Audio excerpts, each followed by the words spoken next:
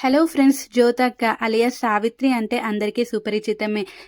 తీన్మార్ వార్తలు చదువుతూ బిగ్ బాస్లో అయితే అవకాశం దక్కించుకున్న విషయం మన అందరికీ తెలిసిందే. అయితే బిగ్ బాస్ నుంచి ఎప్పుడైతే బయటికి వచ్చిందో ఇంకా మొత్తం మారిపోయిందనే చెప్పవచ్చు. ఏంటి ఈవిడ మన సావిత్రేనా, మన జ్యోతక్కేనా అంటూ నెటిజన్లు అయితే ఆశ్చర్యపోయారనే చెప్పవచ్చు. ఇటీవల జ్యోతక్క అయితే ఆమె భర్తతో వెకేషన్కి అయితే వెళ్ళడం జరిగింది. అక్కడ దిగిన ఫోటోలు అయితే తన ఇన్స్టాగ్రామ్లో పోస్ట్ చేయగా అవి 24 గంటల్లోనే నెట్టింట్లో అయితే వైరల్‌గా మారిపోయాయి.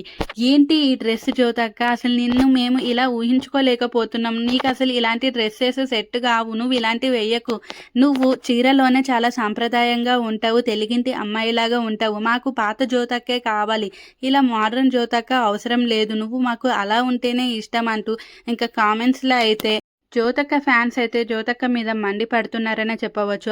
అలాగే కొంతమంది నెటిజన్లు అయితే ఏంటో డబ్బు ఎక్కువ కాగానే, కొంచెం సెలబ్రిటీ స్టేటస్ రాగానే వీళ్ళంతా ఇంకా బట్టల సైజ్ అయితే తగ్గించేస్తున్నారు. మేము నిన్ను తీన్మార్ వార్తల నుంచి ఫాలో అవుతున్నాము. అప్పుడు ఎలా ఉన్నావు, ఇప్పుడు ఎలా ఉన్నావు చూసుకో అక్క నువ్వే. మేము నిన్ను తప్పుగా అనట్లేదు, కొంచెం ఆలోచించక్క అంటూ జ్యోతకైతే తన మీద ఉన్న అభిమానంతో అయితే కొందరు కమెంట్ అయితే చేస్తున్నారు. అలాగే మరికొంతమంది అయితే ఈ సెలబ్రిటీలను ఏమన్నా సరే మనల్ని రివర్స్‌గా అంటారు. అవసరమా బ్రో మనకి అనేసి కొంతమంది అయితే అంటున్నారు. మీరు చూసే చూపుల్లో ఉంటది, మేము వేసుకునే బట్టల్లో కాదు. మీలో లోపం ఉంటది, మాలో కాదు అంటూ ఇంకా మనకే రివర్స్‌గా అంటారు. ఎందుకొచ్చిన గోల, మనకి నచ్చితే లైక్ కొట్టాలి, లేకపోతే గమ్మున స్కిప్ చేసేయాలి అంటూ కొందరైతే అంటున్నారు. అలాగే జ్యోతక్క డైహార్డ్ ఫ్యాన్స్ అయితే ఆమె మంచి మనసున్న వ్యక్తి.